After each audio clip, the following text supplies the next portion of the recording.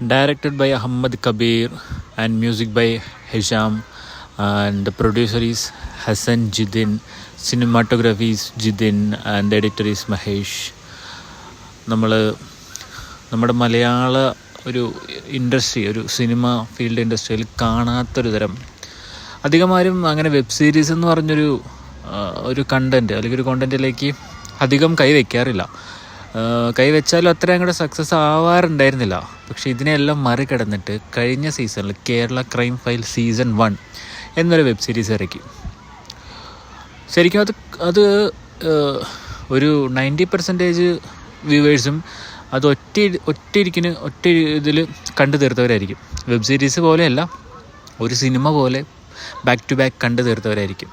അപ്പോൾ നമ്മൾ അന്ന് വിചാരിച്ചു, ഇത്രയും ക്വാളിറ്റിയിൽ, ഇത്രയും ഒരു കണ്ടൻറ്റിൽ, ഇത്രയും സ്ട്രോങ് ആയിട്ടൊരു കണ്ടൻറ് ഉണ്ടായിരുന്നു ഇതിന്, അതിലിതിങ്ങനെ ഇറക്കാമെങ്കിൽ എന്തുകൊണ്ട് ഇത് നേരത്തെ ട്രൈ ചെയ്തില്ല. അപ്പോൾ ഇതിനൊക്കെ ഒരു ഉത്തരമായിട്ടാണ് ഇവരുടെ തന്നെ കേരള ക്രൈം ഫയൽ സീസൺ 2. അന്യായമാണ് ഈ പറയുന്ന പോലെ. സീസൺ 1 ശരിക്കും പറഞ്ഞാൽ സീസൺ 1 കണ്ടിട്ട് ഇത് കാണുമ്പോൾ ശരിക്കും നമ്മൾ എന്തുകൊണ്ടാണിത് ഇത്രയും ലേറ്റായെന്ന് വരെ നമ്മൾ ചിന്തിച്ച് നോക്കും. അതേപോലെ അടിപൊളിയായിട്ടാണ് സീസൺ 2 എടുത്തു വച്ചേക്കുന്നത്. അതിൽ കാസ്റ്റിംഗ് ആണെങ്കിലും, ഏത് സിനിമാറ്റോഗ്രാഫി ആണെങ്കിലും, ഏത് ആംഗിളിൽ നിന്ന് നോക്കിയാലും ഒരു വിട്ടുവീഴ്ചയില്ലാത്ത രീതിയിൽ നമുക്കൊരു സിനിമ, ഒരു കൊമേഴ്ഷ്യൽ ഹിറ്റ് പോലെ ഒരു സിനിമ എടുക്കുന്ന അത്രയും തന്നെ എഫേർട്ട് ഇട്ടിട്ട് എടുത്തേക്കുന്ന ഒരു സാധനമാണ് ഈ സീസൺ 2. പിന്നെ ഓഫ് കോഴ്സ് ഇതിൽ എടുത്ത് പറയേണ്ട കാര്യം എന്ന് പറഞ്ഞാൽ ഇതിൻ്റെ കാസ്റ്റിംഗ് തന്നെയാണ്.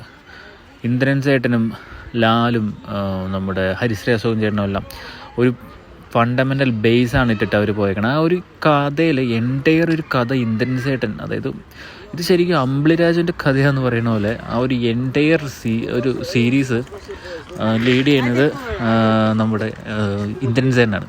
അമ്പിളിരാജു എന്ന് പറഞ്ഞൊരു ക്യാരക്ടർ ചെയ്തേക്കുന്നത്. കാര്യം ഇന്ദ്രൻ ചേട്ടൻ്റെ നമ്മൾ സ്ക്രീനിലെ പ്രസൻസ് വളരെ കുറച്ചുള്ളൂവെങ്കിലും എൻറ്റയർലി ഏത് സീൻ എടുത്താലും അമ്പിളിരാജുവിൻ്റെ റെഫറൻസ് ആ സീനിലുണ്ട്. അമ്പിളിരാജുവിൻ്റെയും അയ്യപ്പൻ എന്ന് പറഞ്ഞ് ഹരിശ്രീ അശോകൻ ചെയ്തേക്കണം ആ ഒരു ക്യാരക്ടറിൻ്റെ പ്രസൻസ് നമ്മൾ ഏത് സീൻ എടുത്ത് നോക്കിയാലും അതിനകത്ത് കാണാൻ പറ്റും.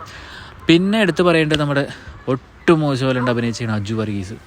നമ്മൾ ഇത്രയെല്ലാം കോമഡി സീനുകൾ കണ്ട്, അജു വർഗീസിൻ്റെ കോമഡി സീനുകൾ ഒരുപാട് കണ്ടിട്ടുണ്ടെങ്കിൽ ഇങ്ങനൊരു റോൾ വരുമ്പോൾ ആർക്കായാലും ഇപ്പോൾ ഏതൊരു ഡയറക്ടർ അല്ലെങ്കിൽ ഒരു പ്രൊഡ്യൂസർക്കാർക്ക് ഒരു ഡൗട്ട് ഉണ്ടാവും, ഇയാൾ ഈ ഒരു റോൾ ചെയ്ത് കഴിഞ്ഞാൽ ആളുകൾ കാണുമ്പോൾ ചിരിക്കുമോ എന്നൊരു ഇത്.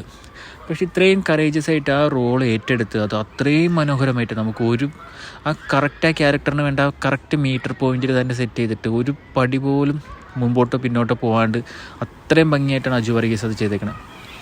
നമ്മൾ ആ റോള് കാണുമ്പോൾ തന്നെ നമുക്ക് പോലും തോന്നില്ല അജു വർഗീസ് ഇങ്ങനെ ഒരു ക്യാരക്ടറിൽ.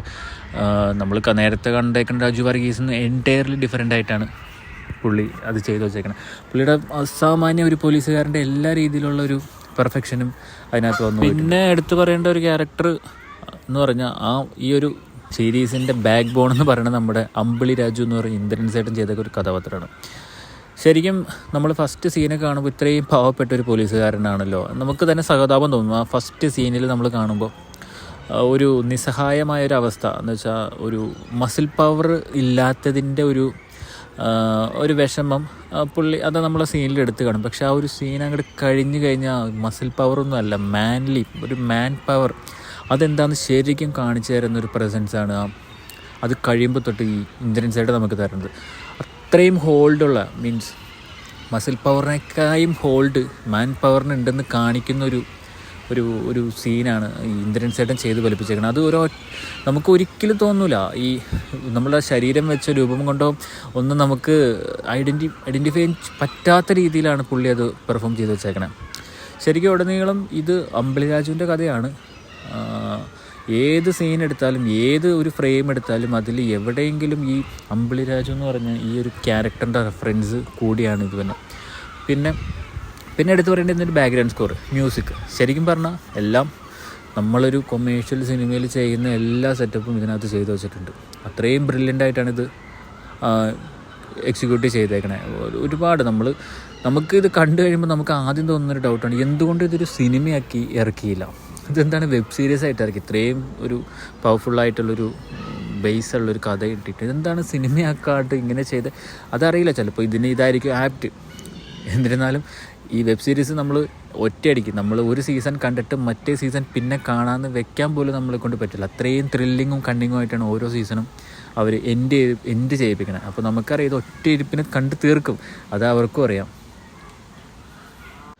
പിന്നെ ഇതിലെ ചെറിയ ചെറിയ ക്യാരക്ടർ ചെയ്തേക്കണ അവരുടെ ഡീറ്റെയിലിങ്, അതിലൊരു ഡോഗിൻ്റെ ഡീറ്റെയിലിങ് എല്ലാം, ഇവനൊരു പോലീസ് ഒരു അറ്റ്മോസ്ഫിയറിൽ നടക്കുന്ന എല്ലാ കാര്യങ്ങളും each and every single point പോലും അവർ വളരെ കറക്റ്റായിട്ട് ആ ഒരു കറക്റ്റ് മീറ്ററിലാണ് ഇവർ സെറ്റ് ചെയ്ത് വെച്ചേക്കണം. അപ്പോൾ തീർച്ചയായിട്ടും ഇത് എന്തായാലും മസ്റ്റ് വാച്ചബിളാണ്.